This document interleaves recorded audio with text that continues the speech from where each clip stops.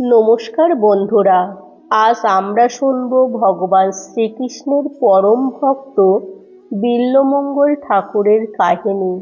কোনো এক গ্রামে এক গরিব ব্রাহ্মণ বাস করতেন। তিনি ছিলেন খুবই ধর্মপরায়ণ। তার একটি পুত্র সন্তান ছিল, তার নাম ছিল বিল্বমঙ্গল। বিল্বমঙ্গল খুবই অল্প বয়সে তার মাকে হারায়। ব্রাহ্মণটি বিল্বমঙ্গলকে সুশিক্ষিত করার জন্য গুরুকুলে এক পণ্ডিতের অধীনে রেখে আসে। বিল্বমঙ্গল সেখানে কিছু খারাপ বন্ধুদের পাল্লায় পড়ে পড়াশুনো না করে সারাদিন শুধু খেলাধুলা করে বেড়াতো। আর এই কথা ব্রাহ্মণের কানে গেলে ব্রাহ্মণ খুব কষ্ট পেল। তিনি পরমেশ্বর ভগবান শ্রীকৃষ্ণের নিকট খুব কান্নাকাটি করতে লাগলেন আর বললেন, হে কৃষ্ণ, তুমি তো অন্তর্যামী, তুমি সবই জানো গোবিন্দ। তুমি একটু কৃপা করো বিল্বমঙ্গলকে, তোমার চরণে ঠাঁই দাও গোবিন্দ। এইভাবে দেখতে দেখতে বিল্বমঙ্গল কৈশোর পার করে যৌবনে পা দিল। এখন সে পিতৃগৃহে থাকে। ব্রাহ্মণ কৃষ্ণভক্ত হলেও বিল্বমঙ্গল মোটেই কৃষ্ণভক্ত ছিল না। এমনকি সে কোনোদিন কৃষ্ণ নাম পর্যন্ত নিত না। সে বন্ধুদের সাথে সব সময় আড্ডা দিয়ে বেড়াতো, আর এদিকে ব্রাহ্মণ সারাদিন শুধু কৃষ্ণের কাছে কাঁদতে থাকতো আর বলতো, হে গোবিন্দ, তুমি বিল্বমঙ্গলকে সুমতি দান করো। একদিন বিল্বমঙ্গল নদীর পাড়ে বসেছিল। এমন সময় এক অপূর্ব সুন্দরী নারী নদীতে জল নিতে আসে, যাকে দেখে বিল্বমঙ্গলের খুব ভালো লাগে। বিল্বমঙ্গল প্রতিদিন ঠিক ওই সময়ে নদীর পাড়ে এসে বসতো ওই সুন্দরী রমণীকে দেখার জন্য। সে আস্তে আস্তে তাকে ভালোবাসতে শুরু করলো। একদিন নারীটির কাছে জানতে চায় তার নাম কি আর সে কোথায় থাকে। নারীটি জানায় তার নাম চিন্তামণি এবং সে নদীর ওপারে বাস করে। আসলে চিন্তামণি ছিল পতিতালয়ের একজন বেশ্যা। তবুও বিল্বমঙ্গলকে তার ভালো লাগতো। বিল্বমঙ্গল প্রতিদিন রাতের অন্ধকারে চিন্তামণির সাথে দেখা করার জন্য নদী পার হয়ে তার বাড়ি যেত। এভাবে দিন যায়, মাস যায়। এখন বিল্বমঙ্গলের শয়নে স্বপনে শুধু চিন্তামণি আর চিন্তামণি। এমন অবস্থা হয়ে দাঁড়িয়েছে যে সারা দিন রাত বিল্বমঙ্গল শুধু চিন্তামণির নাম জপ করতে থাকে। আর এদিকে ব্রাহ্মণ তার সন্তানের চিন্তায় কৃষ্ণকে ডাকতে ডাকতে মারা যায়। বাবার মৃত্যুতে এতটুকু দুঃখ পেল না বিল্বমঙ্গল। বাবার মৃতদেহ শ্মশানে দাহ করেই সে ছুটল চিন্তামণির সাথে দেখা করতে। চিন্তামণি বিল্বমঙ্গলকে ওই গুরুদশা অবস্থায় তাকে দেখে খুব বকাবকি করল আর বলল, তুমি কি গো ঠাকুর, আজ তোমার বাবা মারা গেছে, তবুও তুমি আমাকে দেখতে চলে এসেছো। বিল্বমঙ্গল বলল, আমি যে তোমাকে একদিন না দেখে থাকতে পারি না, আমি যে তোমাকে খুব ভালোবাসি। তবুও চিন্তামণি দরজা খুলল না। এভাবে বিল্বমঙ্গল প্রতিদিন রাতে চিন্তামণিকে একবার দেখার জন্য আসতো আর জানলার পাশে দাঁড়িয়ে চিন্তামণিকে একটু দেখে চলে যেত। দেখতে দেখতে বিল্বমঙ্গলের বাবার শ্রাদ্ধের কাজ এগিয়ে আসলো। বাবার শ্রাদ্ধের কাজের আগের রাতে চিন্তামণির সাথে বিল্বমঙ্গল দেখা করতে গেলে চিন্তামণি তাকে বলল, দেখো ঠাকুর, কাল তোমার বাবার শ্রাদ্ধের কাজ, কাল তুমি আসবে না। বিল্বমঙ্গল বলল, আমি তোমাকে না দেখে থাকতে পারবো না। চিন্তামণি বলল, না না, তুমি এলে আমি জানলাটাও খুলবো না, তুমি এখন চলে যাও। পরদিন বিল্বমঙ্গল কোনো রকমে বাবার শ্রাদ্ধের কাজটি সেরে চলল চিন্তামণির সাথে দেখা করতে। রাত্রি ছিল অমাবস্যার রাত, সাথে প্রচণ্ড ঝড় বৃষ্টি হচ্ছে। চারিদিকে ঘুটঘুটে অন্ধকার, কিছুই দেখা যাচ্ছে না। তার মধ্যে বিল্বমঙ্গল চিন্তামণির সাথে দেখা করতে যাচ্ছে। কখনো কাদায় পড়ে যাচ্ছে, আবার কখনো কাঁটায় পা আটকে যাচ্ছে। কোনো দিকেই বিল্বমঙ্গলের লক্ষ্য নেই। সে কোনোভাবে নদীর ঘাটে এসে দেখল ঘাটে কোনো নৌকা নেই। মানুষ বিপদে পড়লে পরমেশ্বর ভগবানকে স্মরণ করে, আর বিল্বমঙ্গল বিপদে চিন্তামণিকে স্মরণ করছে। সে জোরে জোরে চিন্তা চিন্তা বলে চিৎকার করতে লাগলো আর কাঁদতে লাগলো। বিল্বমঙ্গল বলল, ওগো চিন্তা, তুমি আমাকে নদী পার করে নাও, আমি তোমার একটু দেখব।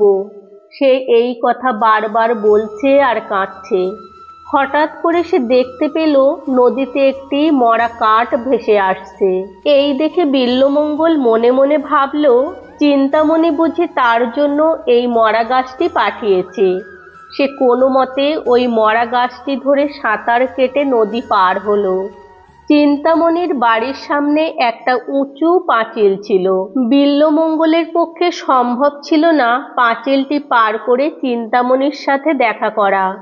তখন সে আবার চিন্তার নাম স্মরণ করতে থাকলো আর বলল, ওগো চিন্তা, আমি পাচ্ছি না পাঁচিল পার হতে, তুমি আমাকে পার করে নাও। ঠিক তখনই বিল্বমঙ্গল দেখতে পেল পাঁচিলের উপর থেকে একটি দড়ি ঝুলছে। সে মনে মনে ভাবল, চিন্তামণি বুঝি তার জন্য এই দড়ি রেখেছে পাঁচিল পার হওয়ার জন্য। বিল্বমঙ্গল কোনোভাবে সেই দড়িটি ধরে পাঁচিলটি পার করে চিন্তামণির বাড়িতে পৌঁছালো। চিন্তা চিন্তা বলে ডাকতে থাকলো বিল্বমঙ্গল চিন্তামণির বাড়ির সামনে গিয়ে। চিন্তামণি বিল্বমঙ্গলের কণ্ঠস্বর শুনে দরজা খুলে বলল, তুমি কি মানুষ ঠাকুর? এই ঝড় জলের রাতে তুমি চলে এসেছো আমাকে দেখতে? তুমি কি করে পাঁচিল পার করলে? বিল্বমঙ্গল বলল, কেন? তুমিই তো পাঁচিলের উপরে আমার জন্য দড়ি ঝুলিয়ে রেখেছো, আমি তা ধরে পার হয়েছি। চিন্তামণি বলল, কই না তো, আমি তো কোথাও দড়ি রাখিনি, চলো তো দেখি তুমি কি ধরে পাঁচিল পার হয়েছো। তখন বিল্বমঙ্গল চিন্তামণিকে পাঁচিলের নিকট নিয়ে গেল। চিন্তামণিকে দড়িটি দেখিয়ে বিল্বমঙ্গল বলল, ওই তো দড়ি। চিন্তামণির চোখ বড় বড় করে বলল, ওগো ঠাকুর, তুমি একই ধরে পার হয়েছো? এ তো একটি অজগর সাপের লেজ, তুমি কি চোখের মাথা খেয়েছো? এরপর চিন্তামণি বিল্বমঙ্গলকে বলল, তুমি কি করে নদী পার হলে? বিল্বমঙ্গল বলল, কেন? তুমি তো আমার জন্য একটি মরা গাছ পাঠিয়ে দিয়েছো, আমি তা ধরে সাঁতরে নদী পার হয়েছি। চিন্তামণি বলল, কই, আমি তো কিছু পাঠাইনি তোমার নদী পার হওয়ার জন্য। চলো তো নদীর পাড়ে, দেখি তুমি কি ধরে নদী পার হয়েছো। এরপর তারা নদীর পাড়ে গেল আর দেখতে পেল বিল্বমঙ্গল যেটিকে ধরে নদী পার হলো ওটি কোনো মরা গাছ ছিল না, ওটি ছিল একটি মানুষের মৃতদেহ। চিন্তামণি এই দেখে ভয়ে আঁতকে উঠল। সে গোপালকে বলল, তুমি কি পাগল ঠাকুর? মরা গাছ আর মৃতদেহের মধ্যে তফাৎ দেখছো না? আরও বলল, ঠাকুর, তুমি আমাকে যতটা ভালোবাসো তা যদি গোবিন্দকে ভালোবাসতে তাহলে তুমি এতদিনে তাকে পেয়ে যেতে। আমি জানি তুমি গোবিন্দকে আমার মতো করে ভালোবাসলে তুমি নিশ্চয়ই গোবিন্দের দর্শন পাবেই। আর ঠাকুর, কাল থেকে তুমি আর তোমার মুখ আমাকে দেখাবে না, আর যদি তুমি আমাকে দেখতে আসো তাহলে আমার মরা মুখ দেখবে। এই বলে চিন্তামণি বিল্বমঙ্গলকে দূর দূর করে তাড়িয়ে দিল আর তাকে একটা গোবিন্দের মূর্তি দিয়ে বলল, তুমি যতদিন গোবিন্দ দর্শন না পাবে ততদিন তুমি বৃন্দাবনে থাকবে আর আমাকে দেখতে আসবে না। এরপর বিল্বমঙ্গল গোবিন্দটির মূর্তিটি সাথে করে বৃন্দাবনের উদ্দেশ্যে রওনা হলো। সে রাস্তায় রাস্তায় ঘুরছে আর হে গোবিন্দ, প্রাণ গোবিন্দ বলে কাঁদছে। আর রাস্তায় যাকে পায় তাকেই বলে, কি করে আমি বৃন্দাবন যেতে পারি? কোন রাস্তায় গেলে বৃন্দাবনে যেতে পারি? বিল্বমঙ্গল রাস্তা দিয়ে যেতে যেতে দেখতে পেল এক সাধুকে। সাধুকে বিল্বমঙ্গল বলল, সাধু, কি করে আমি গোবিন্দের দর্শন পাব? আমাকে আপনি দীক্ষা দান করুন। তখন সাধু বলল, তোমার দীক্ষা তো হয়ে গেছে, চিন্তামণি তোমাকে দীক্ষা দিয়ে দিয়েছে। এভাবে বিল্বমঙ্গল নৃত্য করছে আর গোবিন্দের নাম করছে। সে একটি নদীর পাড় দিয়ে যাচ্ছিল কীর্তন করতে করতে। হঠাৎ এক সুন্দরী রমণীকে দেখে থমকে দাঁড়ালো। তাকে ঠিক চিন্তামণির মতো দেখতে, তাই সে তার পেছন পেছন তার বাড়ি পর্যন্ত চলে গেল। ওই রমণী ছিল এক বণিকের স্ত্রী। বণিক বিল্বমঙ্গলকে দেখে বলল, প্রভু, আমি ধন্য, আপনার মতো একজন পরম বৈষ্ণব আমার বাড়িতে পদধূলি দেওয়ার জন্য। বলুন, আমি কি করলে আপনি খুশি হবেন? তখন বিল্বমঙ্গল বলল, তোমাকে বৈষ্ণব সেবা দিতে হবে।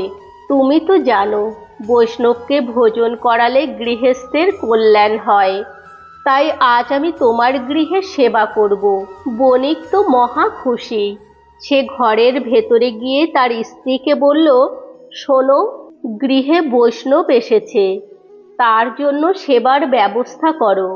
তুমি তার জন্য ভোজনের ব্যবস্থা করো। বণিকের স্ত্রী তার জন্য ভোজনের ব্যবস্থা করলেন আর বিল্বমঙ্গলকে খুব আদর যত্ন করে ভোজন করালেন। বিল্বমঙ্গল পেট ভরে খেয়ে খুব খুশি হলেন। তখন সে বণিককে ডাকলো আর বলল, ওহে বণিক, তুমি তো ভোজন সেবা করালে, তা এবার ভোজন দক্ষিণা দাও। বণিক বলল, বলুন প্রভু, আপনাকে কি দক্ষিণা দিলে খুশি হবেন? তখন বিল্বমঙ্গল বলল, বণিক, তুমি আমাকে কথা দাও, আমি যা চাইব তাই তুমি দেবে। বণিক বলল, কথা দিলাম বাবা, আপনি যা চাইবেন আমি তাই দেব। তখন বিল্বমঙ্গল বলল, আজ মধ্যরাত্রে তোমার স্ত্রীকে সুসজ্জিত করে আমার কাছে পাঠিয়ে দেবে। এই কথা শুনে বণিক বলল, এ কি আপনি চাইছেন প্রভু? আপনি এছাড়া আর যা চাইবেন আমি তাই দেব। আমার স্ত্রীকে আপনার নিকট পাঠাতে পারবো না, আমাকে ক্ষমা করুন প্রভু। বিল্বমঙ্গল সব শুনে বলল, বণিক, তুমি আমাকে কথা দিয়েছ, তুমি যদি তোমার কথা তুমি না রাখো তাহলে কিন্তু তোমার ধর্ম নষ্ট হবে। বণিক খুব চিন্তিত হয়ে তার স্ত্রীর নিকট গিয়ে সব খুলে বলল। বণিকের স্ত্রী বলল, স্বামী, আমি এটা পারবো না, আপনি আমাকে ক্ষমা করুন। তখন বণিক বলল, দেখো, তুমি না গেলে আমাদের ধর্ম নষ্ট হবে, আমাদের সারা জীবনের সঞ্চিত পূর্ণ নষ্ট হয়ে যাবে। আমি তোমাকে আদেশ করছি, তুমি তার কাছে আজ মধ্যরাতে যাবে, আমি তোমায় নিজে হাতে সাজিয়ে দেব। বণিকের স্ত্রী ছিলেন পতিব্রতা, স্বামী যা বলেন তাই মেনে চলেন। তারপর বণিক তার স্ত্রীকে নিজে হাতে সুসজ্জিত করে মধ্যরাত্রে বিল্বমঙ্গলের নিকট দিয়ে আসে। বণিকের স্ত্রীকে দেখে বিল্বমঙ্গলের অন্তরাত্মা কেঁপে ওঠে। তার বিবেক তাকে ধিক্কার দিয়ে বলে, ওই তুই কি করছিস? তুই আবার কামে আচ্ছন্ন হয়ে পড়েছিস? পরমেশ্বর ভগবানের দর্শন না করে তুই আবার পরস্ত্রীর প্রতি আকৃষ্ট হয়ে পড়েছিস। এবার বিল্বমঙ্গল বণিকের স্ত্রীকে বলল, আমি যা চাইব তুমি কি আমাকে তাই দিতে পারবে? বণিকের স্ত্রী বলল, প্রভু, আমি আজ আপনাকে সব কিছু দেওয়ার জন্যই এখানে এসেছি, বলুন আপনার কি চাই। বিল্বমঙ্গল বলল, তোমার চুলের কাঁটা দুটো আমাকে দিতে পারবে? বণিকের স্ত্রী তাড়াতাড়ি করে চুলের কাঁটা দুটি খুলে বিল্বমঙ্গলের হাতে দিয়ে দেয়। আর তখনই বিল্বমঙ্গল কাঁটা দুটো নিয়ে নিজের চোখের মধ্যে ঢুকিয়ে দিল। তাই দেখে বণিকের স্ত্রী বলল, এ কি করছেন প্রভু? আপনার নয়ন দুটি দিয়ে তো অঝরে রক্ত ঝরছে। বিল্বমঙ্গল বলল, মাগো, আমি এই চক্ষু রাখবো না, যা দিয়ে আমি পরমেশ্বর ভগবানের দর্শনে বেরিয়ে অন্য কিছু দর্শন করছি। মাগো, তুমি আমায় ক্ষমা করে দাও, আমি তোমার দিকে খারাপ দৃষ্টিতে তাকিয়েছি, আমাকে একটি লাঠি দিতে পারবে মা? তখন বণিকের স্ত্রী বিল্বমঙ্গলকে একটি লাঠি দিয়ে বলল, প্রভু, আমার কোনো সন্তান নেই, আজ থেকে তুমি আমার সন্তান, আমি তোমাকে আশীর্বাদ করছি তুমি যেন তোমার পরমেশ্বর ভগবানের দর্শন পাও। এরপর বিল্বমঙ্গল মনে মনে প্রতিজ্ঞা করল, আমি যতদিন পরমেশ্বর ভগবানের দর্শন না পাই ততদিন আমি অন্ন গ্রহণ করব না। এরপর বিল্বমঙ্গল আবার বৃন্দাবনে যাওয়ার উদ্দেশ্যে রাস্তায় বেরিয়ে পড়ল। এবার সে অন্ধ, চোখে কিছু দেখতে পায় না। হায় গোবিন্দ, প্রাণ গোবিন্দ, তুমি কোথায়? কৃপা করো মোরে, একটু দর্শন দাও ভগবান। আমি যে বড়ই পাপী, এই বলছে আর কাঁদছে আর রাস্তা দিয়ে চলছে। তার একই কান্না, সারাক্ষণ কাঁদছে আর বলছে, হায় গোবিন্দ, আমাকে একটু বৃন্দাবনের পথ বলে দাও, আমি বৃন্দাবনে যাব। রাস্তা দিয়ে চলতে চলতে কখনো কাদায় পড়ে যাচ্ছে, আবার কখনো কাঁটায় পড়ে যাচ্ছে, কখনো ধুলায় গড়াগড়ি খাচ্ছে। সে কি করুণ দৃশ্য, তাকেও চোখে না দেখলে বলতে পারবে না। বিল্বমঙ্গলের সারা অঙ্গ থেকে রক্ত ঝরছে, তবুও তার কোনো চেতনা নেই।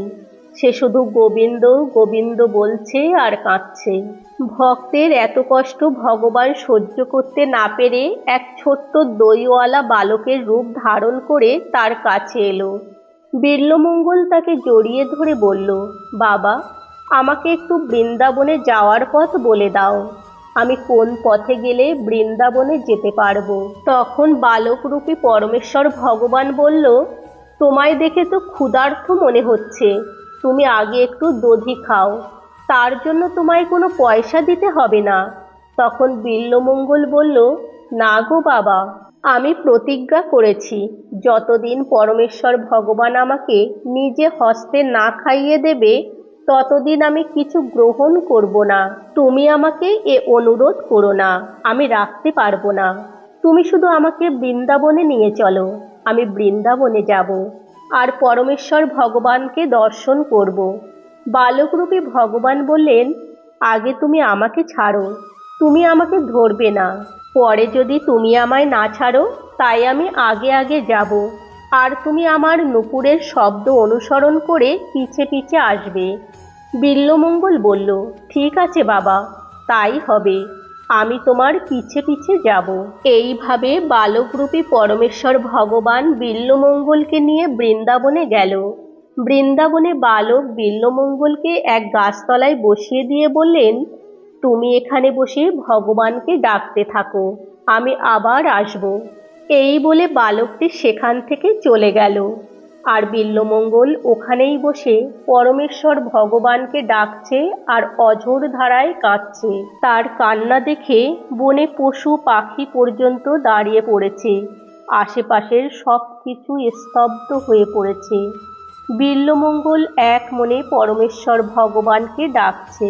বিল্বমঙ্গলের এই আর্তনাদ শুনে ভগবান ঠিক থাকতে না পেরে স্বমহিমায় শঙ্খ চক্র গদা পদ্ম ধারণ করে বিল্বমঙ্গলের সামনে আবির্ভূত হলেন। তারপর বিল্বমঙ্গলকে বুকে জড়িয়ে বললেন, আর কাঁদিস না বিল্বমঙ্গল। নিজে হাতে ভগবান বিল্বমঙ্গলের চোখের জল মুছিয়ে দিল আর তার চোখের দৃষ্টি ফিরিয়ে দিলেন। বিল্বমঙ্গল তো পরমেশ্বর ভগবানের দর্শন পেয়ে মহা খুশি। বিল্বমঙ্গল ভগবানকে প্রণাম করলেন। ভগবান নিজ হস্তে বিল্বমঙ্গলকে খাইয়ে দিল। এইভাবে আমরা যদি মন প্রাণ দিয়ে পরমেশ্বর ভগবানকে ডাকতে পারি তাহলে ভগবান অবশ্যই আমাদের দর্শন দেবেন। আজ আমরা কত কিছুই না করি ভালোবাসার মানুষটিকে খুশি করার জন্য। একটু ভেবে বলুন তো, পরমেশ্বর ভগবানকে খুশি করার জন্য আমরা কি কিছু করি? পরমেশ্বর ভগবান আমাদের এই পৃথিবীতে পাঠিয়েছেন একটি স্বতন্ত্র ইচ্ছা শক্তি দিয়ে। মায়ার দ্বারা আমরা পরমেশ্বর ভগবানকেই ভুলে যাই। কৃষ্ণ বলি, যেই জীব ভোগ বাঞ্ছা করে নিকটস্থ মায়া তারে জাপটিয়া ধরে। তাই আসুন আপনারা আমরা কৃষ্ণকে ভালোবাসি। তাহলে বন্ধুরা, বিল্বমঙ্গল ঠাকুরের কাহিনী এখানেই শেষ হলো। দেখা হচ্ছে পরের নতুন কোনো ভিডিও নিয়ে। তত সময় সবাই ভালো থাকবেন, সুস্থ থাকবেন। হরে কৃষ্ণ।